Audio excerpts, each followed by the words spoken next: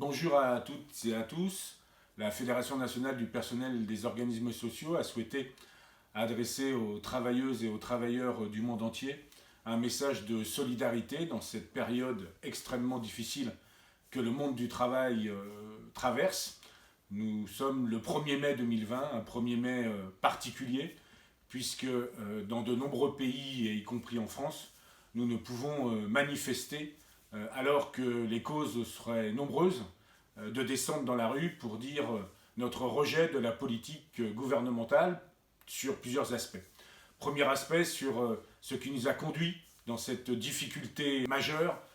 qui a détruit notre système de santé depuis de nombreuses années. Les gouvernements successifs n'ont eu de cesse que de remettre en cause la sécurité sociale, n'ont eu de cesse de remettre en cause la politique de santé, et c'est ce qui nous a conduit dans la situation dans laquelle nous sommes aujourd'hui et qui donne ce côté d'amateur à ce gouvernement, mais qui en fait trouve ses racines dans la politique libérale appliquée depuis de nombreuses années dans le monde et en particulier en France. Le deuxième aspect, c'est que évidemment ce virus est un virus extrêmement nocif qui a fait des millions de victimes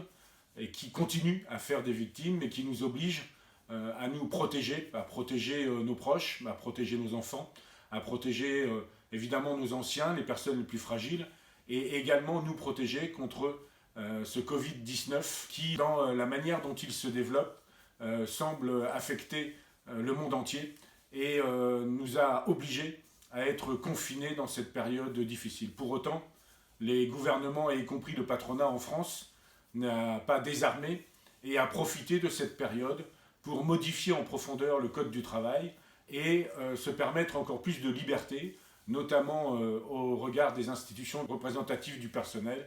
et y compris à remettre en cause les congés payés, le temps de travail, les RTT, bref, tout ce qu'il restait encore de fiable dans notre code du travail a été passé à la moulinette du Covid-19, et c'est extrêmement préjudiciable que d'utiliser cette période déjà délicate pour l'ensemble du monde du travail, pour les travailleuses et les travailleurs, de se voir en plus remettre en cause son droit du travail. Je pense également à des salariés qui sont en première ligne, évidemment à l'ensemble du personnel soignant, mais également dans nos secteurs professionnels. Je pense à nos camarades de l'aide et du maintien à domicile, à l'ensemble de ces femmes, puisque majoritairement ce sont des femmes, mais également des hommes qui travaillent dans ce secteur pour s'occuper des personnes handicapées, des personnes fragiles,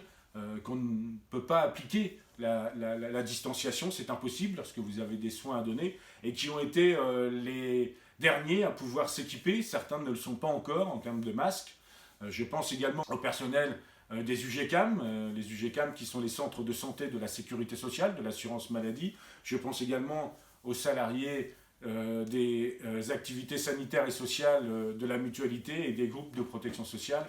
qui ont été effectivement au front pendant toutes ces périodes. Mais je pense aussi à l'ensemble du personnel de nos organismes sociaux qui ont, avec leur professionnalisme habituel, assuré leur mission de service public pour avoir une vraie continuité dans le versement des allocations et pouvoir faire que les bénéficiaires ont eu l'ensemble des droits sociaux couverts dans cette période. Pourtant, il a été difficile de faire reconnaître aux employeurs ce qu'étaient les bonnes conditions du télétravail. Ce n'est pas encore le cas. Le télétravail a été développé de manière un peu sauvage et il faudra être extrêmement prudent dans les jours à venir sur la continuité de son application. Les exemples sont multiples de conditions de travail qui sont dégradées et qu'il va falloir, dans le cadre de ce qu'on appelle aujourd'hui le plan de sortie de confinement, un plan qui nous inquiète d'ailleurs, ne serait-ce que la remise en route des écoles et des collèges sur la santé de nos enfants. Et il va falloir dans cette période être extrêmement vigilant sur l'ensemble des droits et sur le respect des droits des travailleuses et des travailleurs, sur les plans de reprise d'activité, sur la nécessité de bien protéger l'ensemble des salariés devant cette maladie, devant ce virus et ce Covid-19. Enfin, il a permis une chose, c'est en tout cas que la sécurité sociale et la protection sociale avaient joué son jeu dans la période, et l'assurance chômage dans le cadre de la prise en charge du chômage partiel. Et je pense que notre système, même dans l'état dans lequel les différentes réformes successives l'ont amené aujourd'hui, c'est-à-dire dans un état un peu remis en cause au fil des années, je pense qu'effectivement, il faut réaffirmer son utilité, sa modernité, et que plutôt que de tendre vers sa privatisation, et on voit les dégâts que cela causerait dans un système à l'américaine, dans un système à l'anglo-saxonne, dans un système donc libéral, eh bien nous on pense qu'il faut tendre vers le 100%, vers le 100% sécu, vers le 100% assurance maladie, vers le 100% assurance familiale, vers le 100% perte d'autonomie, vers le 100% sécurité sociale. C'est cela qu'il nous faut pour une société moderne, pour ce que l'on appelle, nous, le retour des jours heureux, mais nos jours heureux, issus du Conseil national de la résistance. Eh bien, c'est ça que défend la Fédération nationale du personnel des organismes sociaux, c'est ça qu'elle va défendre ce 1er mai 2020, même si elle est confinée, et c'est ça que nous défendrons pendant tous les mois qui vont venir. Vive la sécurité sociale, vive le 100% sécu.